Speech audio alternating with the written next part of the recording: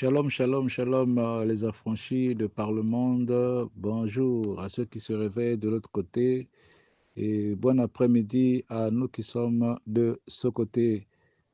Nous voulons partager la pensée de Dieu dans cette période ou dans ce temps d'édification qui nous est réservé pour ce mercredi après-midi.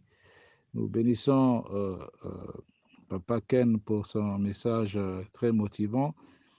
Alors, nous voulons partager sur le thème de l'amour à la charité. Nous avons parlé la fois passée sur comment imiter Dieu. Eh bien, nous voulons parler d'un exemple de son caractère qu'il faut ressembler, qu'il faut imiter. Dieu d'Abraham, Dieu d'Isaac, Dieu de Jacob, Dieu de Zabatou, nous voulons te bénir, te rendre grâce parce que tu permets que nous puissions partager ta parole avec les faibles mots que nous avons pour expliquer les choses aussi grandes, mystérieuses que tu as laissées dans ta parole. Que ton nom soit béni, que le Saint-Esprit nous conduise dans toute la vérité. Au nom de Jésus-Christ, Amen.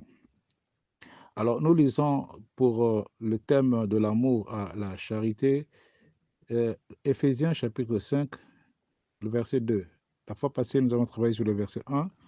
Cette fois-ci, nous prenons le verset 2 comme un exercice pratique. Eh bien, dans l'imitation de Dieu, nous avons dit que nous ne pouvons pas imiter son image parce que nous l'avons déjà. Nous naissons avec pouvoir. Il nous donne la puissance par le Saint-Esprit. Il nous donne toutes les capacités d'opérer des choses extraordinaires. Seulement, nous devons, ce n'est pas à cela, à la puissance, ce n'est pas au miracle qu'on reconnaîtra un enfant de Dieu. La Bible dit que vous les reconnaîtrez à leurs fruits. Nous sommes des arbres que Dieu veut que nous puissions porter les fruits et que les gens nous apprécient uniquement à nos fruits. Parce qu'un arbre a des feuilles. Aujourd'hui, nous sommes allés planter l'arbre parce que chez nous, c'est la journée nationale de l'arbre. Nous sommes allés planter des arbres. Et donc, je disais à quelqu'un, comme dit un sage, qui a planté un arbre n'a pas vécu inutilement.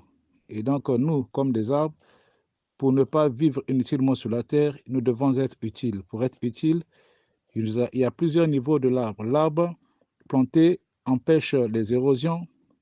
L'arbre planté donne de l'ombre avec ses feuilles, mais les feuilles aussi servent de visibilité. Donc la puissance, le miracle, ça sert de visibilité. C'est comme les feuilles, ça sert d'ombrage pour mettre les gens sous couverture.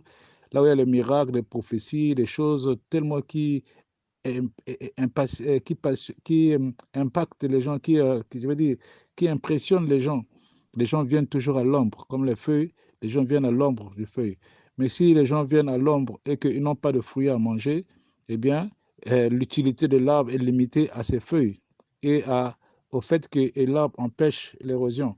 Mais nous n'allons pas reconnaître un arbre fruitier à ses feuilles ni à ses racines, mais nous reconnaîtrons un arbre fruitier à ses fruits. Nous devons porter les fruits. Et parmi les fruits de l'esprit, nous avons l'amour. Donc nous devons aimer. La Bible dit dans Éphésiens 5, verset 2, marcher dans la charité à l'exemple de Christ. On n'a pas dit à l'exemple de Jésus, mais à l'exemple de Christ, qui nous a aimés et qui s'est livré lui-même à Dieu pour nous comme une offrande et un sacrifice de bonne odeur. Nous avons fait la différence entre Jésus et Christ. Christ existe depuis le commencement, il existe depuis toujours. Il a vécu et a marché avec le peuple d'Israël dans le désert, mais Jésus, lui, il est né en l'an 0. Il est mort en 2000, en l'an 33.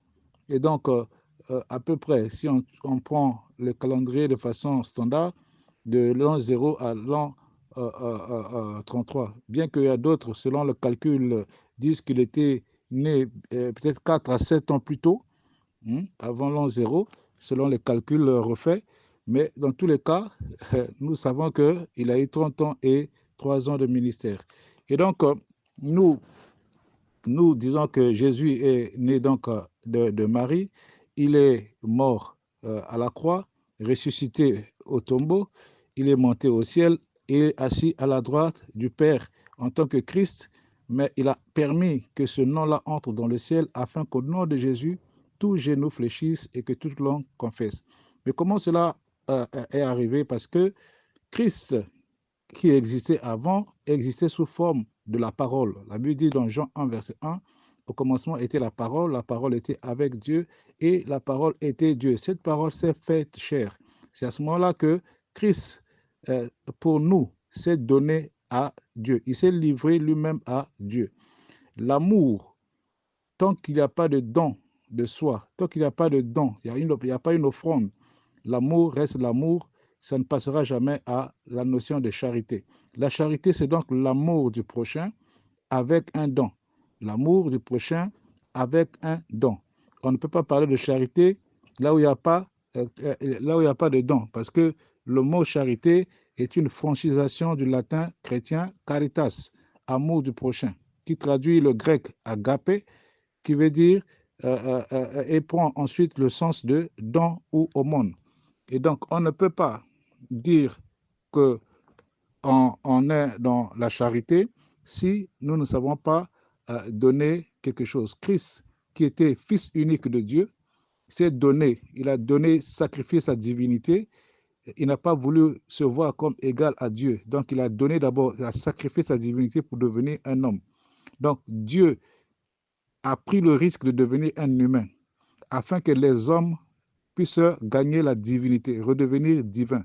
J'aime dire, l'humanité de Christ a relevé ou a restauré la divinité de l'homme. Et donc, ça, il faut le faire. Il était fils unique, il pouvait plus rester tranquille. Mais il a dit, je me donne, je veux plus être fils unique, j'accepte d'avoir des frères.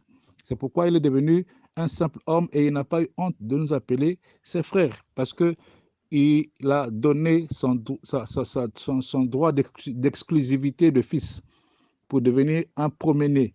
Donc, on l'appelle premier-né des morts. Nous tous qui étions morts, lui, il est le premier-né a sorti du tombeau et nous sommes sortis avec lui après pour devenir les enfants de Dieu. Dans Luc chapitre 10, verset 27, la Bible dit, il répondit, tu aimeras le Seigneur ton Dieu de tout ton cœur, c'est-à-dire avec tout, que l'amour de Dieu soit ton centre d'intérêt, que tu fasses de Dieu tes délices. C'est-à-dire que c'est là où tu trouves tout le plaisir. Hein? Éden, jardin d'Éden, c'est Éden. Que tu fasses de ton Dieu ton jardin d'Éden. C'est-à-dire que tu aimes Dieu de tout ton cœur, que Dieu soit ton Éden, ta joie, ton plaisir. Comment on appelle ça? Là où tu es extasié. Hein? La Bible dit que tu aimeras aussi de toute ton âme, c'est-à-dire que de toute ta personnalité. C'est-à-dire que tout toi doit refléter Dieu, tout toi doit être soumis à Dieu, tout toi doit dépendre de Dieu, tout toi doit être de Dieu. Il n'y a pas une partie qui doit être de quelqu'un, de Satan. C'est pourquoi j'ai toujours réfléchi pourquoi les gens qui ont plus impacté le monde n'ont pas eu de femmes. Hein? Les gens comme les Élie, les Enoch, les Jésus, les Paul, simplement parce qu'ils ont aimé Dieu de tout notre cœur. Mais nous n'aimons pas de tout notre cœur parce qu'une partie du cœur aime une femme. Une partie du cœur doit aimer les enfants. Mais eux, ils ont aimé Dieu de tout leur cœur. Ils étaient prêts à tout abandonner de leur vie. Et Paul a dit, tout ce qui était pour moi un gain, je vois ça maintenant comme une perte. Parce que c'est ça, aimer Dieu de toute sa force. Tu aimeras de toute ta force, de tout ce que tu gagnes, de tous tes biens, de tout ton argent, de tout ce qui te revient. Tu es prêt à donner ça à Dieu pour que tu restes avec rien. Dire comme Paul, ce que j'avais comme gain, je considère cela comme une perte. Aimer Dieu de toute sa force. Aimer Dieu de toute ta pensée, c'est-à-dire qu'avec tous tes projets, toutes tes initiatives, tu dois aimer Dieu comme ça. C'est-à-dire qu'après avoir aimé Dieu avec toutes ces 4 étapes-là, ces 4 étapes, autant pour moi, que tu peux maintenant aimer ton prochain comme toi-même. Aimer ton prochain comme toi-même, c'est un sens de responsabilité. On dit, aime ton prochain comme toi-même, c'est un sens de responsabilité. À ce moment-là, quand tu t'aimes toi-même, tu es prêt à te donner de bonnes choses. Tu es prêt à t'acheter les bons hamburgers. Tu es prêt à t'acheter les bonnes boissons pour te boire. Tu es prêt à t'acheter les belles voitures. Tu es prêt à te donner le bon plaisir. Et donc, de la même manière que tu aimes ton corps, ton toi-même, il faut que tu apprennes à aimer le prochain comme ça. C'est comme ça qu'on passe de l'amour à la charité. Parce que pour aimer quelqu'un comme toi-même, il va falloir que tu fasses un don de quelque chose, un don de soi, que tu renonces parfois à ta personnalité, tu renonces parfois à tes propres priorités pour donner à l'autre et trouver du plaisir à ce que l'autre soit bien, trouver du plaisir à ce que l'autre trouve du sourire, trouver du plaisir à ce que l'autre soit heureux. L'amour, c'est l'ADN de Dieu que le péché a détruit, a corrompu depuis le commencement avec Adam et Ève. Le péché originel a corrompu l'ADN de Dieu qui est l'amour qui était en nous. Ça a créé l'inimitié entre l'homme, les animaux et l'homme et les hommes. Et Jésus est venu pour remplacer son amour, cet amour corrompu par l'amour de Dieu. Il a dit, je vous donne mon amour, je vous laisse mon amour, je vous laisse ma paix. Il dit, aimer. Comment on doit aimer Dieu? Nous devons aimer Dieu comme Christ a aimé l'Église et non pas comme Adam a aimé Ève. Parce que l'amour que Adam a eu pour Ève les a amenés loin de Dieu. Mais l'amour que Christ a eu pour nous, l'Église, nous rapproche de Dieu et lui et nous. Donc, l'amour que nous devons avoir pour le prochain ne doit pas être pour nous perdre. Si j'aime quelqu'un, je dois lui dire la vérité sur sa vie pour qu'il soit sauvé. Je ne peux pas lui dire non, je ne veux pas lui faire mal, alors que le fait de le laisser faire mal comme ça, lui, il va aller en enfer et moi aussi, je vais payer parce qu'il y a eu comme non-assistance de personnes en danger, spirituellement parlant. Christ a aimé se donner à Dieu pour que nous soyons sauvés comme lui. Le Fils unique, il s'est donné pour devenir homme afin que nous tous nous devenions des morts aux vivants et des hommes aux divins. Et Jésus a versé son sang pour libérer notre âme de la servitude du péché. Hein? Nous ne sommes plus obligés d'être soumis à la chair et à ses caprices de la chair, aux besoins de la chair. Mais désormais, notre âme doit obéir au Saint-Esprit, de marcher selon le Saint-Esprit. C'est parce que Christ a versé son sang, le sang est venu ôter le péché. Et le péché n'a plus de pouvoir sur notre chair, c'est désormais le Saint-Esprit qui nous conduit. Et si nous arrivons à ces choses-là, à comprendre et à vivre ces choses-là, nous allons facilement comprendre que pourquoi Dieu a tant aimé, Jean 3,16, quand Dieu a tant aimé, il a donné. Quand on aime, on donne. Jésus a crucifié sa chair pour nous, libérer du salaire du péché. Car Dieu avait dit, poussière, tu retourneras à la poussière. Mais comme Christ a sacrifié sa chair, ça veut dire que c'est l'image de sa mort. Il est déjà mort à notre place. Il est parti au tombeau à notre place. Il est ressuscité aussi à notre place. C'est pourquoi Paul dit, si Christ n'est pas ressuscité, alors notre évangile est vain. Notre foi est vaine. C'est pourquoi, parce que Christ est déjà mort à notre place, nous ne sommes plus obligés de mourir. Ceux qui sont déjà morts, c'est bien, ils ont vaincu la mort, mais ils se trouvent dans le paradis attendant le son de la trompette. Si le son de la trompette retentit maintenant, moi qui suis vivant, je n'ai pas besoin de mourir, d'être enterré d'abord pour ressusciter. Non, je vais passer de l'état que je suis comme ça. La Bible dit, en un clin d'œil, je vais être changé et je vais revêtir un nouveau corps incorruptible. Parce que Christ est déjà mort pour moi, il est déjà reparti à la poussière pour moi, je ne suis plus obligé de subir la malédiction de la mort, c'est-à-dire que la poussière, aller de la poussière. Cet ordre n'est plus valable pour moi. Mais si je meurs maintenant, c'est normal que la chair soit enterrée, mais moi, je ne subis plus la mort, parce que Christ est déjà mort pour moi. Donc nous, la question que nous posons aujourd'hui là, nous, comment est-ce que nous pouvons nous donner? Comment est-ce que nous aimons les autres? Nous, en réalité, nous aimons les autres, mais nous ne livrons pas à Dieu pour les autres. On ne se sacrifie pas. J'aime dire aux serviteurs de Dieu, avant de parler de Dieu aux hommes, il faut parler d'abord des hommes à Dieu. C'est l'intercession. Il faut d'abord prier pour les hommes. Montrer à Dieu que tu veux qu'ils soient sauvés. Je prie, Seigneur, pour le salut de mes parents. Je prie pour la liberté de mes parents. Je prie pour la guérison de mes parents. Tu parles des hommes à Dieu. Tu parles des hommes à Dieu. Ensuite, tu iras parler de Dieu aux hommes, évangéliser les hommes pour que les gens te reçoivent. Et ça, c'est très important. Dieu sait et voit comment tu aimes les gens, tu te soucies pour les gens, ta passion pour les âmes, en priant pour les âmes. Et à ce moment-là, quand tu vas parler de Dieu aux hommes, Dieu prépare leur cœur pour qu'ils se répandent, qu'ils acceptent ton évangile. Hein? Donc, il y a aussi une façon, au lieu de parler des hommes à Dieu, nous, dans notre amour, nous préférons parler des hommes aux hommes. Ce qui n'est pas mauvais. Parler des hommes aux hommes, ça doit être positif. C'est-à-dire que donnons un bon témoignage les uns des autres. Hein? Maman Gina, elle prêche bien. J'aime comme papa Frédéric prêche. Hein? Avec les mots qu'il a sortis hier, là, euh, j'ai oublié de l'appeler pour demander les mots compliqués au lingala. Hein? Donc, vous voyez que y a beaucoup qui prêchent ici, presque tous. Hein? J'apprends beaucoup de ce que les révélations qui sortent ici dans les édifications. C'est comme une université, une école où on apprend tous les jours par les temps d'édification. Et donc, c'est toujours bien de reconnaître la valeur des uns des autres, témoigner la richesse, la grâce des uns des autres. Hein. Au lieu de ça, nous passons beaucoup plus de temps à parler des uns des autres en accusateurs de mes frères, en parlant, en calomniant les frères, en racontant les choses négatives. Ça, ce n'est pas bien.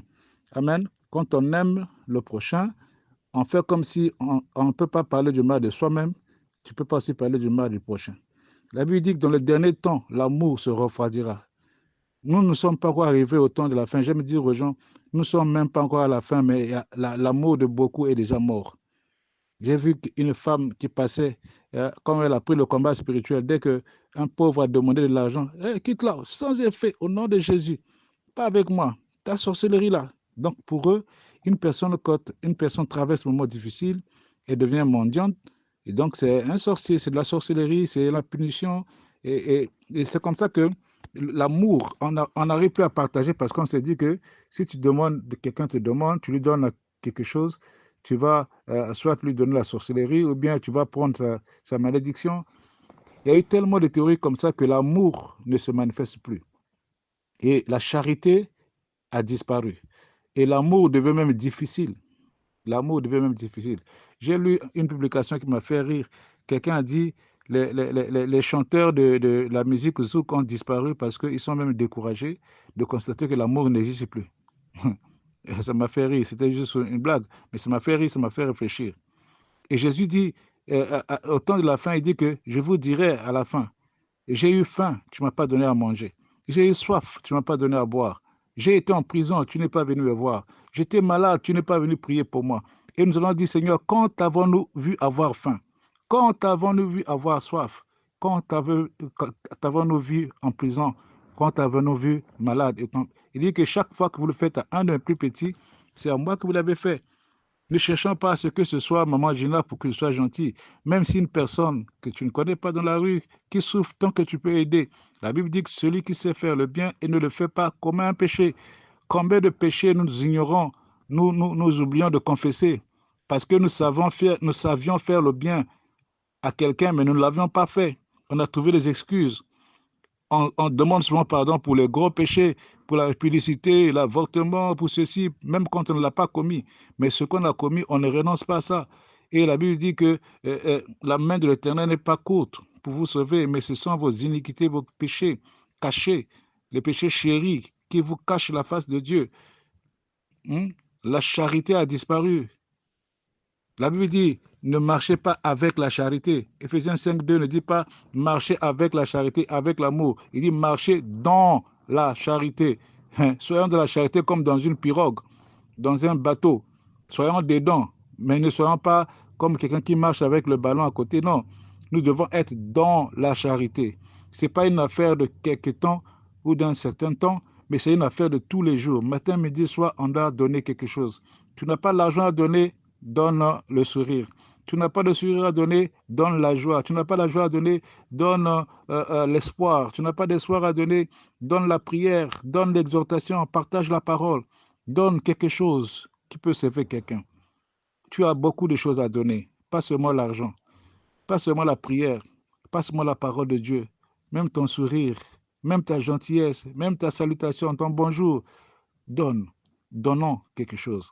Aimons avec don, aimons avec sacrifice, aimons avec offrande. pour plaire à Dieu. C'est cela que nous appelons de l'amour à la charité. Transformez votre amour en charité. Ne vous arrêtez pas à aimer. Quand on aime, on donne. Dieu a tant aimé, il a donné. Nous aussi, nous devons aimer et donner. Que Dieu bénisse quelqu'un qui a compris ce message, qui a commencé à demander pardon pour certains points d'ignorance, des péchés non confessés, qui va dire à Dieu ce soir, les choses ont changé, j'ai compris, désormais, je vais commencer à donner à ceux qui ont besoin de quelque chose de ma part. La Bible dit que si tu ne donnes pas à celui qui a, on donnera. À celui qui n'a pas, on notera même ce qui n'a pas. Parce que vous avez beaucoup à donner, que vous ignorez, que vous avez de la richesse à partager, du cœur à donner. Vous avez beaucoup d'amour à partager autour de vous. Allez visiter les orphelins, allez visiter les veuves, allez visiter les malades, allez voir quelqu'un, donnez à quelqu'un du sourire, redonnez-lui la foi. Dites-lui simplement, Jésus t'aime et Jésus revient bientôt. Je lève ma main et je bénis quelqu'un qui dit Amen pour cette exhortation.